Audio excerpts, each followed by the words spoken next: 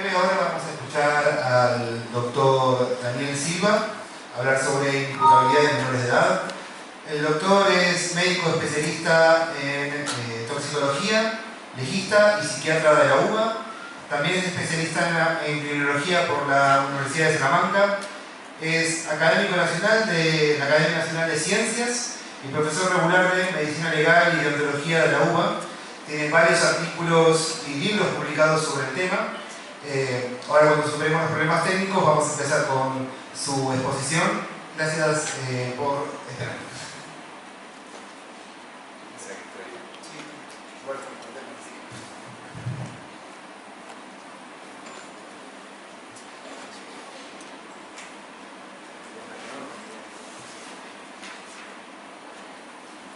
Buenas tardes.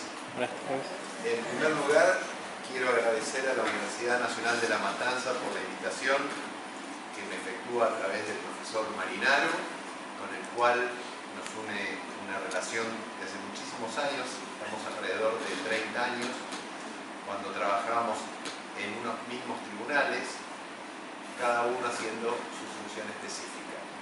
Yo me encargaba de la cuestión pericial, él fue defensor, fue en el tribunal oral.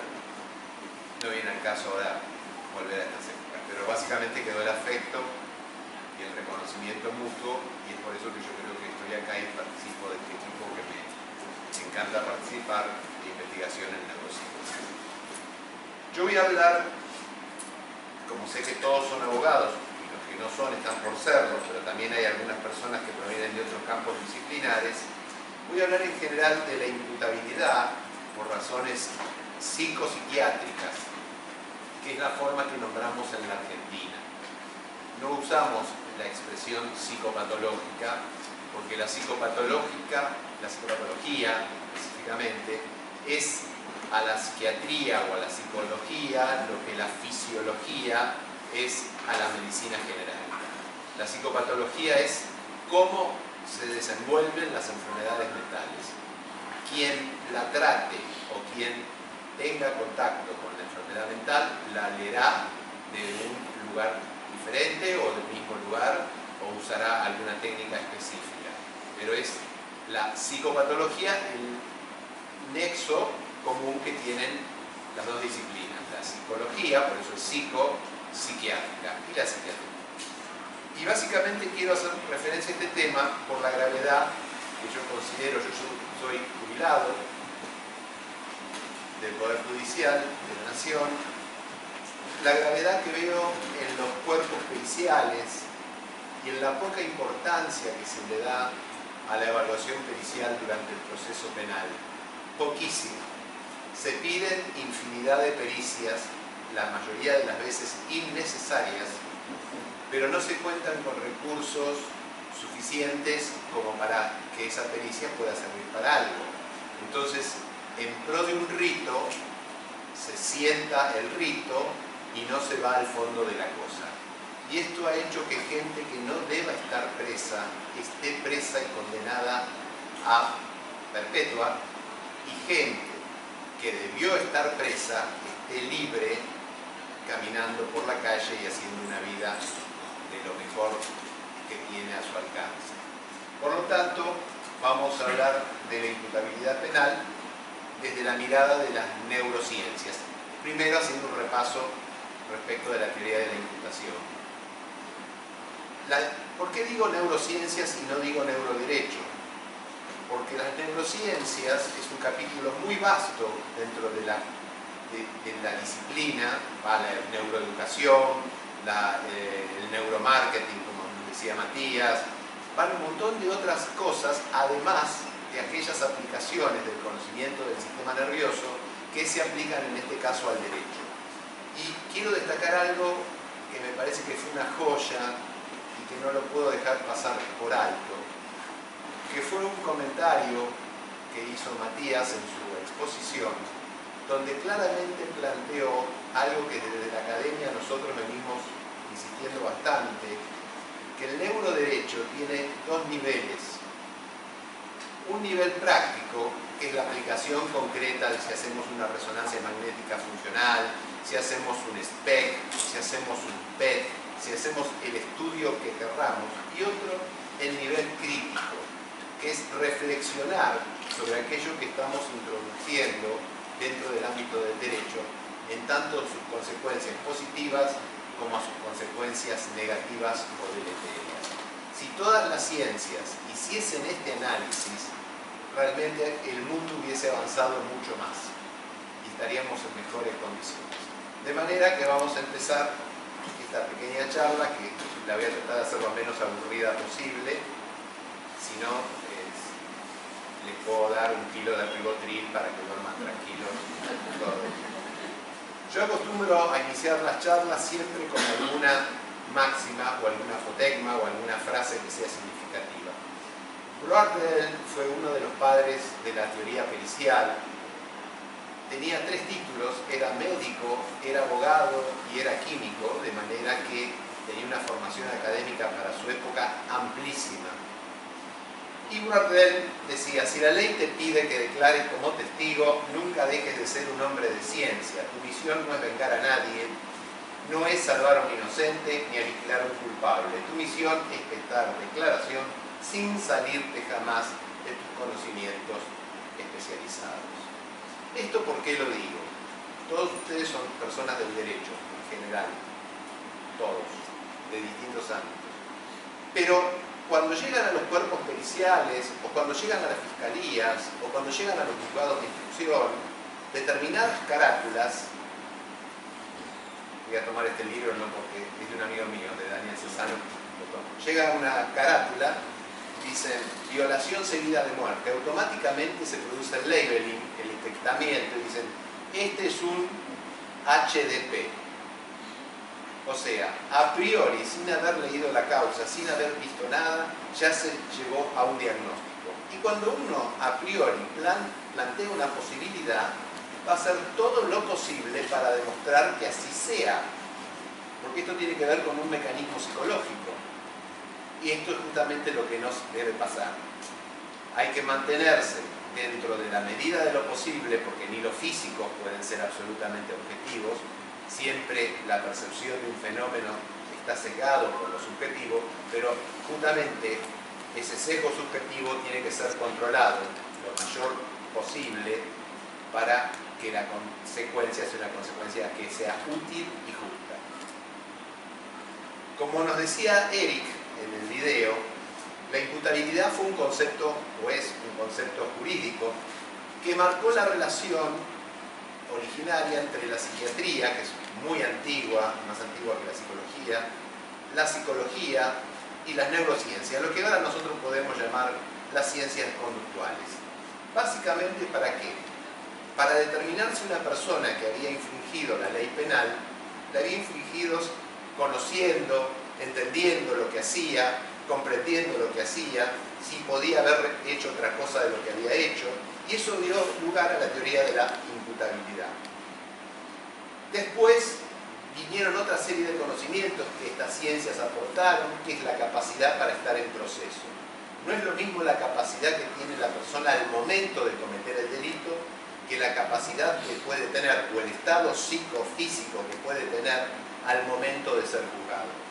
Yo tuve, no sé si la suerte o la desgracia, de participar en todos los juicios de lesa humanidad que tuvo la República Argentina durante la última dictadura, de manera que por mí pasó desde Macera, Videla, hasta el que quieran poner, hasta el último cabo o soldado que estaba por ahí, no conscripto, que pintaba una reja, fueron evaluados. ¿Y qué evaluábamos? Si al momento del juicio, esa persona podía estar en el juicio. No si había sido imputable al momento de haber dado la orden de matar, exterminar o haber torturado. Eran dos cosas distintas.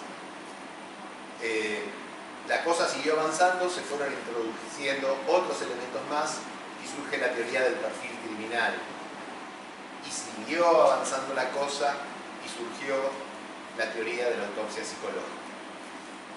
Tanto en perfil criminal como en autopsia psicológica, nosotros estamos respecto del resto del mundo bastante atrasados, porque no cuentan ni los poderes judiciales ni las fuerzas de seguridad, que serían las que deberían contar con otros equipos, con las unidades de conducta. ¿Qué es un perfil criminal? Muy rápidamente lo digo, es a partir de cómo está el lugar del hecho, inferir qué características psíquicas tiene el autor, que no fue habido. Entonces, eso dárselo al instructor judicial o al fiscal o a quien lleve la investigación, y a partir de ahí empezar la búsqueda que sea orientada.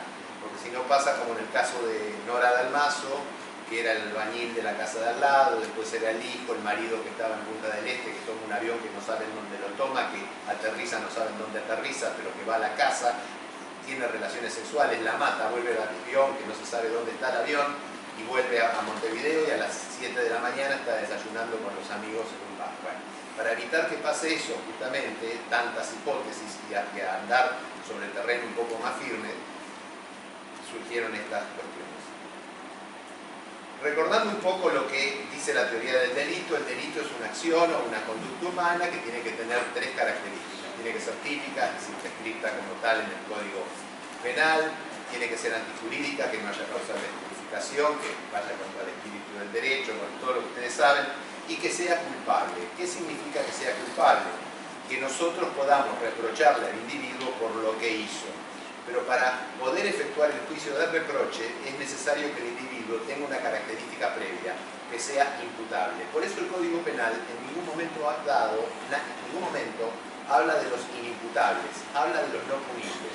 Quien introduce la palabra inimputable es el Código Procesal, no el Código Penal o Código de Fondo. Entonces, la imputabilidad es el presupuesto de la culpabilidad, que va a implicar una serie de condiciones etarias, tema que nos convoca hoy, la edad de corte es 16 años, biológicas, psicológicas y jurídicas, sin las cuales no es posible el reproche penal. Si yo no puedo reprochar, por lo que fuese, no puede reprochar, no puede establecer responsabilidad, no podrá establecer responsabilidad. Si no puede establecer responsabilidad, no podrá poner pena. Por eso el Código Penal, cuando se refiere a estas personas, se refiere como los no punibles, no se refiere como los inimputables. Como nos decía también Eric, a lo largo de la historia ha habido varias formas de concebir la imputabilidad. Una fórmula que se llamaba, o se llama todavía, biológica pura, que si no me equivoco el único país que todavía la mantiene es Chile, donde basta que se haga el diagnóstico de enfermedad mental del tipo que fuere para que esa persona sea considerada un imputable. Esto es un error técnico, es un error teórico. ¿Por qué?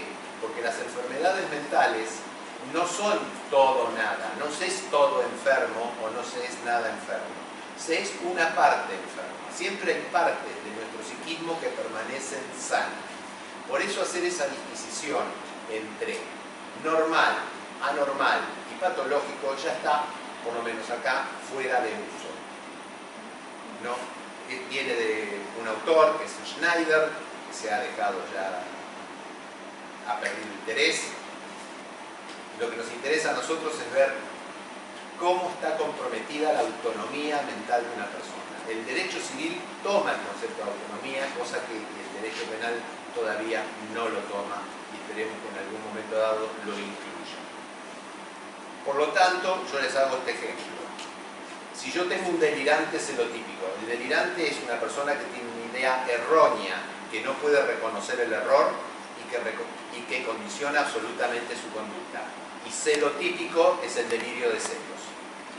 Tengo un delirante celotípico que piensa que la pareja, hombre, mujer, no importa, su pareja lo engaña. Busca las pruebas del engaño y no las encuentra.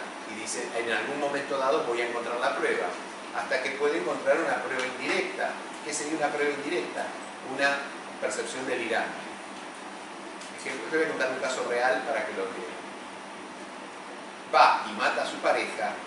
No hay que ser Einstein, ni Freud, ni Kandel para darse cuenta que entre el acto que produjo y la psicodinamia, su psiquismo, existe un paralelismo. Es celoso, delirante por celos, tiene una prueba directa o indirecta de que la pareja lo engaña, va y la mata. La relación es directa.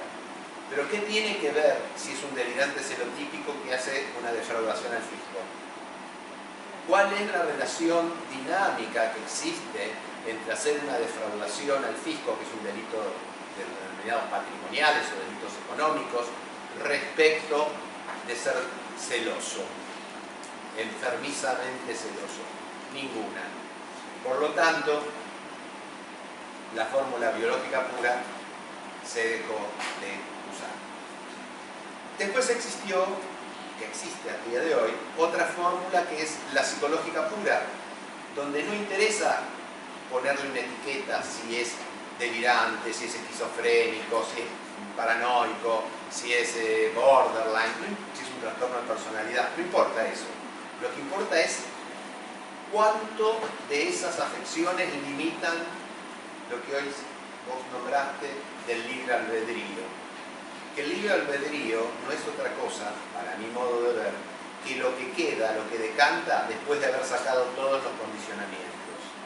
Nosotros somos personas que estamos condicionadas desde el momento que nacemos. Yo diría desde el momento que somos concebidos ya nos condicionan. Porque hasta la alimentación de nuestras madres, el afecto, cómo vive el hogar, la recepción de ese chico, ya todo eso está condicionándonos para ser de una o de otra manera. Sin embargo, a pesar de todos esos condicionamientos, ha existido a lo largo de la historia un plus de libertad que nos permitió hacer los grandes cambios. Algún día uno dijo, abajo el rey, y salieron todos caminando para Versalles, primero fueron a la Bastilla, liberaron a 2 presos que había, después se fueron para Versalles y establecieron los estados generales y nació la Revolución Francesa. Y así podríamos citar miles de hitos en la historia donde, a pesar de la opresión, a pesar de un condicionamiento, a pesar de la persecución, hemos dicho no, basta, hasta acá llegamos, lo tenemos acá cruzando la frontera, hasta acá llegamos y de acá no nos vamos a ir hasta que la cosa no cambie. Eso es libre albedrío. Eso es lo que sale, el resto que quedó después de haber quitado todos los condicionamientos. Es ese germen que nos permite ser rebeldes. Y la nuestra, que es una forma pluridimensional porque tiene en cuenta un montón de cosas. Tiene en cuenta factores cronológicos, factores psiquiátricos o biológicos, mal llamados biológicos, factores psicológicos, factores jurídicos y factores criminológicos, que se llaman fórmulas o elementos. Aquí los tienen, no voy a profundizar demasiado en ellos, pero con distintos colores están marcados los elementos. La expresión al momento del hecho nos va a marcar el componente temporal. Alteración morbosa, insuficiencia, estados de inconsciencia va a ser el componente psiquiátrico. Comprender o dirigir no es y dirigir, es o. Nos va a indicar el componente jurídico. Y el criminológico, que va a venir en los párrafos 2 y 3 del inciso 1 del artículo 34, que va a tener que ver con la peligrosidad, concepto positivista que ya se ha dejado de usar en la ciencia, pero que solamente persiste en el derecho penal y debe ser tarde o temprano cambiado. Después de esto seguramente va a hablar más cuando hable de neuropredicción efectiva. Por lo tanto, la imputabilidad va a tener que ver con cuestiones de tipo psicopatológico que traen consecuencias psicológicas que a su vez van a producir efectos valorativos, que está dado por la comprensión, o efectos conductuales por la dirección de la acción. ¿Cuáles son las causales psiquiátricas más frecuentes? Las insuficiencias de las facultades, los retrasos mentales. De acuerdo al tipo de retraso mental, podrá ser más o menos probable que el individuo pueda comprender o que pueda dirigir sus acciones. Pero también no se queden con los retrasos, existen otros cuadros, el Asperger, los trastornos del espectro autista, donde la inteligencia está focalizada en un punto en particular y fuera de eso no le interesa. Y funcionalmente da la impresión de ser una persona que tiene un déficit intelectual y lejos de tener un déficit es todo lo contrario. Si no, pregúntenle a Nash, que es un teorema que convulsionó la matemática. Las alteraciones morbosas puede entrar cualquier cuadro psiquiátrico que esté en una clasificación reconocida, no es necesario que sean más los cuadros de alienación mental o enajenación mental. Puede ser cualquier patología, puede ser siempre y cuando esa patología anule la voluntad, condicione la voluntad, dirija en un sentido diverso o desviado la actividad del sujeto, siempre puede entrar dentro de ahí. Los estados de inconsciencia es la grave perturbación de la conciencia, quiere decir la alteración grave de la lucidez. Y es interesante tener en cuenta que en el Departamento Judicial de San Martín, que fue el primer departamento judicial donde yo trabajé, entré gracias a un cuadro de un estado de inconsciencia, de una persona que había matado a dos personas por un estado de inconsciencia secundario a una crisis psicomotora epiléptica, que fue uno de los primeros trabajos que se hizo sobre esto que ahora llamamos neurociencia o neuroderecho en la Argentina. Tenemos la obnubilación, que es como si se apagase la luz de la sala y nuestra conciencia quedara a oscuras, el estrechamiento, que es como si nosotros mirásemos por el agujerito de una cerradura y eso es típico de la epilepsia, o el estado crepuscular, que es el que se produce al caer el sol o al amanecer, donde la realidad se percibe, pero se percibe distorsionadamente. Mientras que sea obnubilación o estrechamiento, eso entra dentro del terreno de la inconsciencia. El estado crepuscular es una afectación de la lucidez que no llega a suprimirla, por eso el estado crepuscular es la base de una ficción jurídica que es la emoción violenta. La emoción violenta, artículo 81 del Código Penal, es un atenuante, mientras que el estado de obnubilación y el estado de estrechamiento forman estados de inconsciencia verdaderos que forman parte de los estados de inconsciencia o los estados de impregnación de la personalidad por un afecto, que se llaman estados catatímicos, donde el juicio deja de funcionar y la persona puede realizar un acto terrible y no acordarse absolutamente de nada, que esa es la característica que van a tener los tres. No voy a perder más tiempo en esto, que todos los estados de inconsciencia generan una amnesia lacunar. Una amnesia lacunar es una parte de nuestra vida mental que se ha perdido y no se va a recuperar nunca. Por eso el sujeto que hoy dice, hoy no me acuerdo, y mañana se acuerda, está mintiendo. Y el que dice, me acordaba ayer, pero hoy ya no me acuerdo más, también está mintiendo. Hay más características para darse cuenta que es un estado de inconsciencia. Pero simplemente vamos a ver estas porque no es el tema de hoy. Lo que sí quiero decir es una cosa, que una persona en estado de inconsciencia puede realizar miles de actos complejos.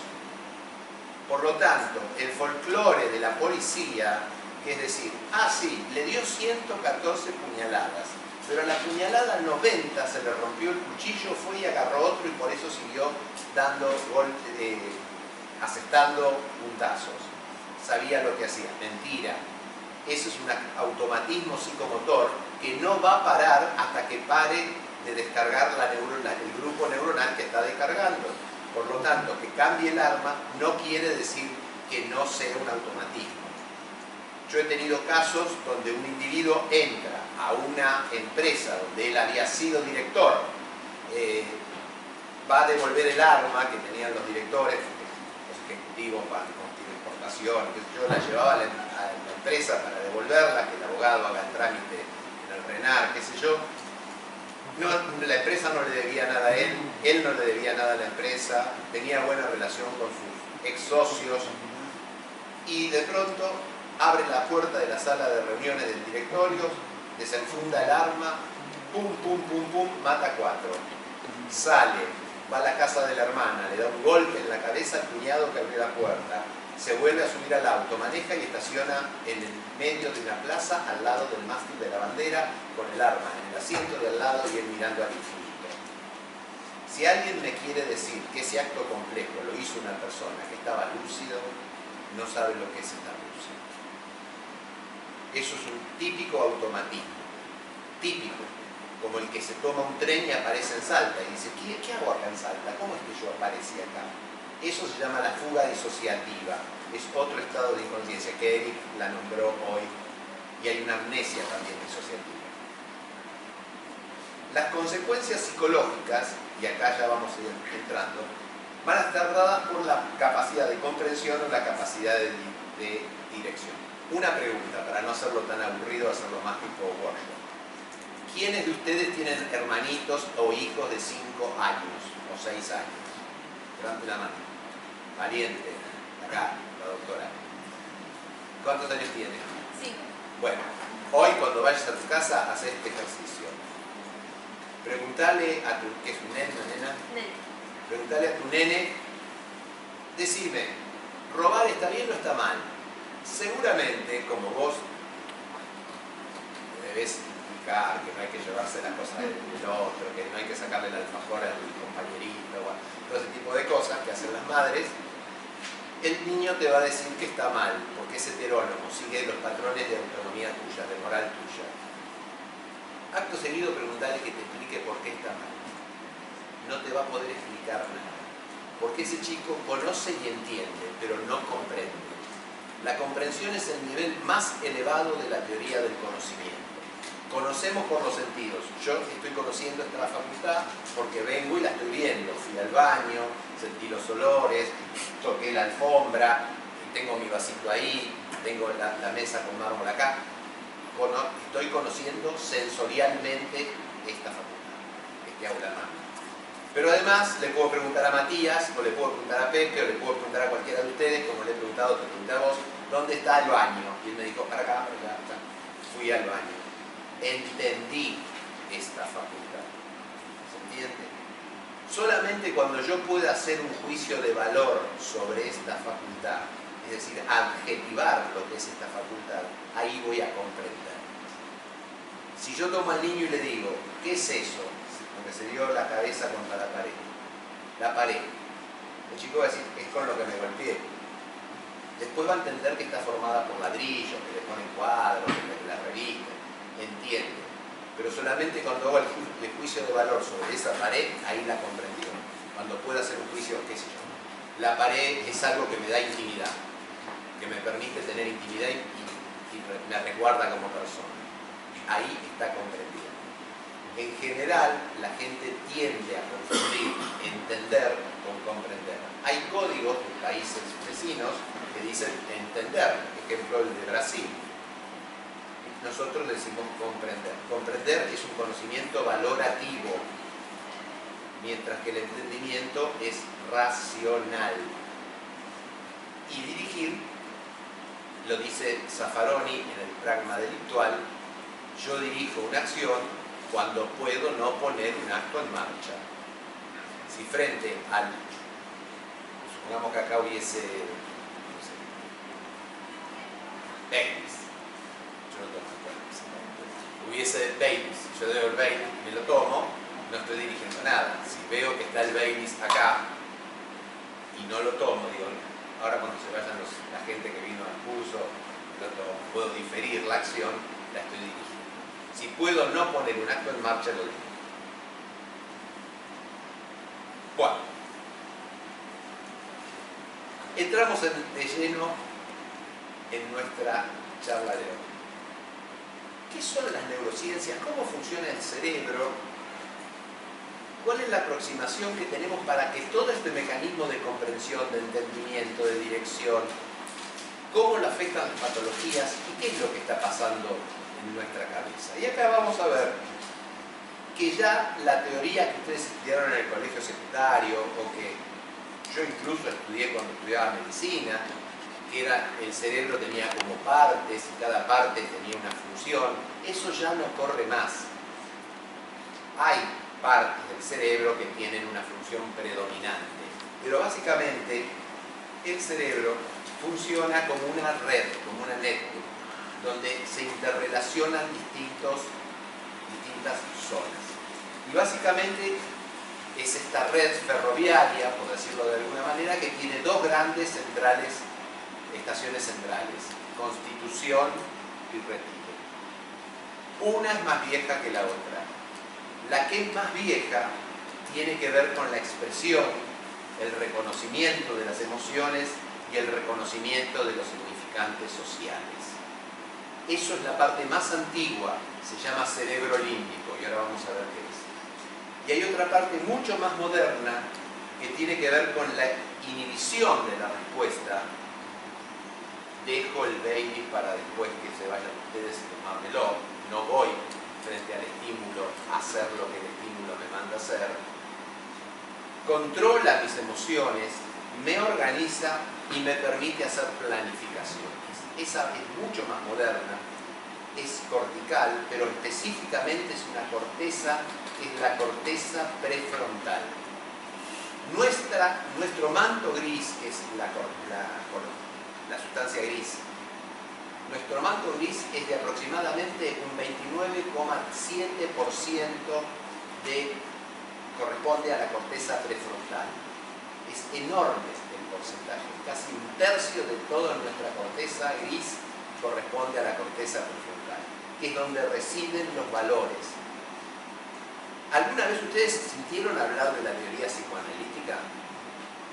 Que Freud dijo que existía un ello, un yo y un superyo. El ello era todo lo que estaba en el inconsciente, lo que quería salir. El yo era lo que me conectaba con la realidad y el superyo me decía esto sale y esto no sale porque la realidad lo prohíbe. Freud, antes de morir, dijo yo espero la comprobación química y anatómica de la teoría. Freud era neurólogo, no era psicólogo ni era psiquiatra como dicen las malas fuentes informativas. Freud era un muy buen neurólogo. Eso se comprobó prácticamente, entre comillas. La corteza prefrontal actuaría como el superyo. La región vinculada a las emociones, a la génesis de las emociones sería el ello. Y hay una zona del cerebro que se llama precunio, que sería el yo, que es donde recibe toda la información que viene del exterior, más toda la información que viene del propio cerebro y la analiza. El lóbulo frontal,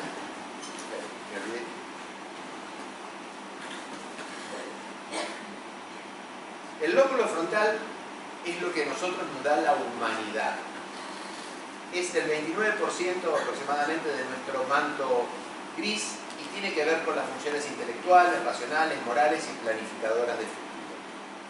La zona del cerebro límbico, que es el hipocampo, la amígdala y la ínsula, y el cíngulo, tiene que ver con la expresión emocional y la determinación de los condicionantes sociales. Si yo les pregunto, ¿te puedo preguntar a vos? Si vos hoy llegás a tu casa y ves que están entrando ladrones en tu casa, ¿qué haces? Tiene que estar primero en la situación, ¿no? Ponete en la situación. No sé, yo pienso que se me daría por correr en una de las habitaciones y encerrarme. Bueno, lo que ella dice es muy bien, porque es una de las 3 reacciones posibles que da la amígdala, que es la parte que detecta el peligro dentro del cerebro. Una es la huida, otra es el ataque y otra es la lucha. Ahora, lo que ella dijo, y lo dijo de muy buena fe, es lo que cree que ella haría, porque está utilizando la parte racional, no es la amígdala. La amígdala va a funcionar solamente en el momento que ella se encuentra en la situación. Y supongamos que ella tiene muy mala suerte y mañana llega a la casa y están de vuelta entrando ladrones. Ella dice, voy a hacer lo mismo. No, porque es randomizada la respuesta. Es como cuando uno va al Banco Río, va al Banco Ciudad, al Banco Provincia y me toca A1 y yo estoy con mi papelito A1 y llaman Z45, R52. Y ¿cuándo va el A1? No es más, no, porque es así. El sistema llama de esa manera. Bien. Acá tenemos... Perdón, pero ¿qué pasa si no llegamos a tener la amígdala? Bueno, muy importante la pregunta.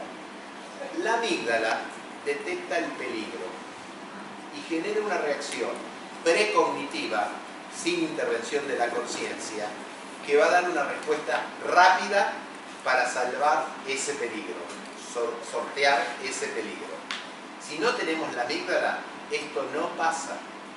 Sería el equivalente a no tener la corteza prefrontal.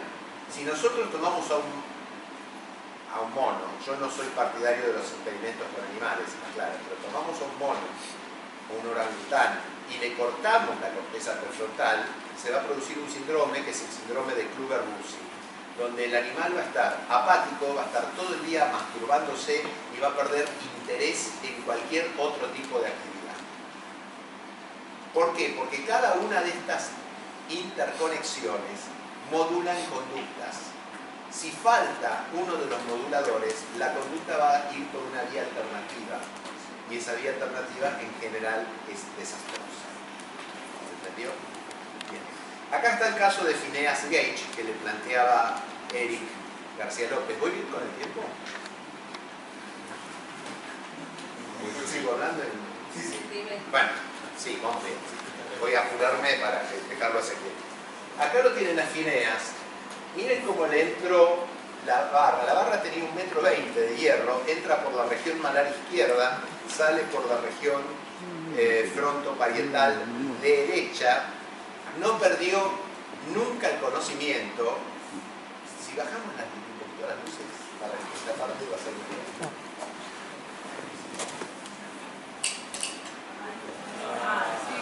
No pierde nunca el conocimiento, lo que perdió es un ojo.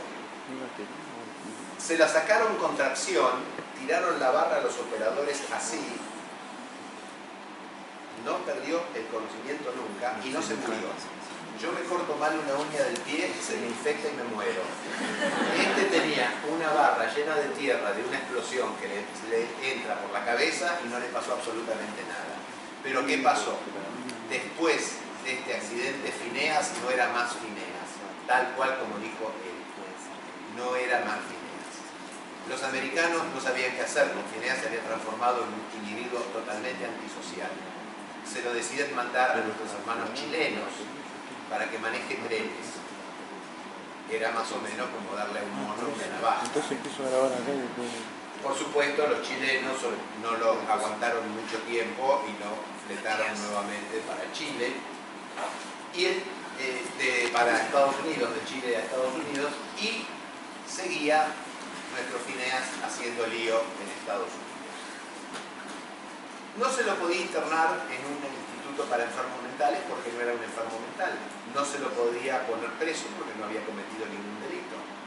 Entonces los americanos, que son prácticos, deciden dárselo así, con esta palabra, a un médico que lo cuide. Y empezaron a buscar qué médico podía hacerse cargo de Phineas. Y se hizo cargo un doctor que se llamó Harlow. Entonces le preguntan a Harlow cuánto iban a ser sus honorarios que el Estado iba a tener que pagar, el Estado de Cavendish, la ciudad de Cavendish. Dice nada. Yo lo que quiero es que me dejen hacerle la autopsia. Bueno, primero tiene que morirse, pequeño detalle. Pero además va a tener que consentir la familia, porque este hombre no está sujeto a ninguna tutela judicial que habilite hacerle la autopsia conclusiva. El simulado anterior que tiene que ver con el sistema motivacional. De este voy a hacer una pequeña aclaración y no lo digo como juicio de valor.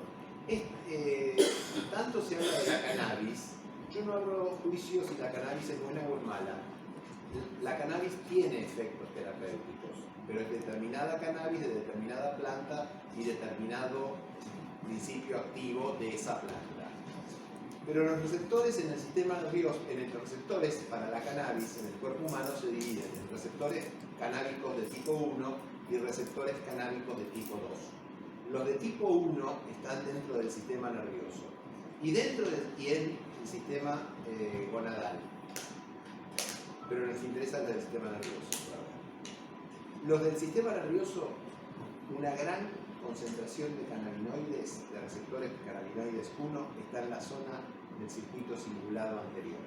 Por eso es que las personas con un uso problemático, pero muy problemático de cannabis, entran en un cuadro que se llama síndrome amotivacional, que lo único que les interesa es estar consumiendo cannabis y no lo pueden sacar de eso. Síndrome amotivacional. Ojo con esto, porque es importante tenerlo en cuenta.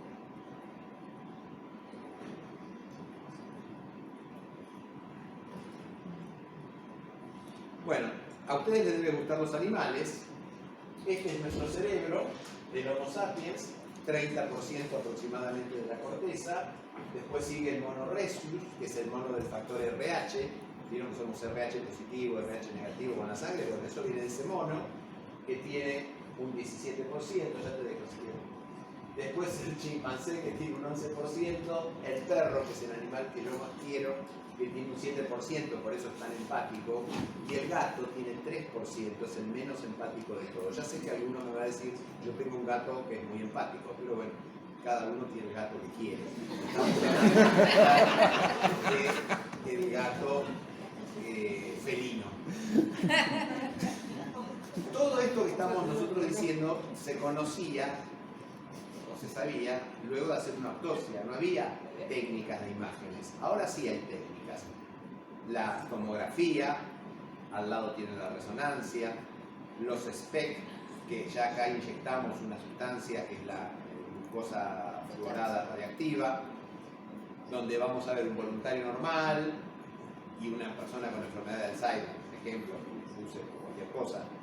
El PET, la tomografía por emisión de positrón, que nos va a marcar determinadas áreas.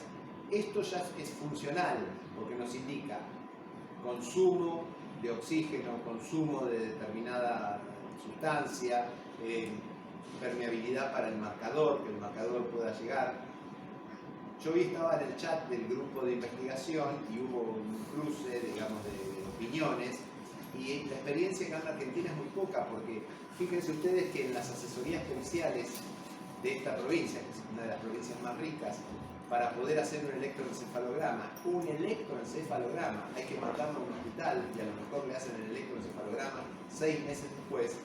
Imagínense si nosotros pedimos un PET, que es carísimo y que hay muy poquísimos lugares en los que se puede hacer, o si pedimos un espectro. En la justicia nacional, hasta resonancia magnética funcional podemos hacer, porque hay un convenio que tiene la Corte Suprema con una institución, que si se fundamenta el pedido al momento de hacerse la pericia, pasa por el Consejo de la Magistratura, bueno, tiene su vuelta también, no es tan simple, pero lo terminan aceptando y se hace. Para terminar, quiero hacer una cosa, decirles una cosa que es lo más importante de todo lo de hoy. No se metan con que no nos metamos, nuestros representantes, que no se metan con la edad de imputabilidad. Nosotros estamos con una edad de 16. Estamos bien con las normas de Beijing, estamos bastante bien con la convención de niños, niñas y adolescentes, pero si hay que modificarla, hay que subirla, nunca bajarla. Porque tenemos que cambiar en nuestra cabeza o en la cabeza de los legisladores que una cosa es entrar al sistema penal y otra cosa es entrar al régimen penal. Nuestra ley de minoridad habla siempre de régimen. De hecho, hasta no hace muchos años, los jueces de menores, los tribunales de menores ejercían la función asistencial y la función punitiva, la función penal. Bueno, esto no tiene que ser así, porque está demostrado desde el siglo XIX por un señor que se llamaba Flechy, que lo último en madurar dentro del cerebro, del sistema nervioso, es el sector anterior, donde está la corteza prefrontal. Por eso es que un chico a los 16 años, como dice el Código Civil, puede disponer de su cuerpo en la medida que no sea una decisión brusca que tenga que tomar, que no sea rápida, que no ponga en peligro, que tenga tiempo para ver alternativas, y crea la figura de adolescente. Civilmente esto está mucho más solucionado que penalmente. Entre 3 y 16 es adolescente. Puede autorizar o rechazar tratamientos médicos, de acuerdo a si llevan o no llevan riesgo. Y a los 16 es como si fuese un adulto, como si tuviese 18. Todo lo que tenga que ver con lo cognitivo, a los 16 años, está en un 75% hábil para ser utilizado. Pero el control emocional no llega al 30%, la capacidad para controlarse emocionalmente.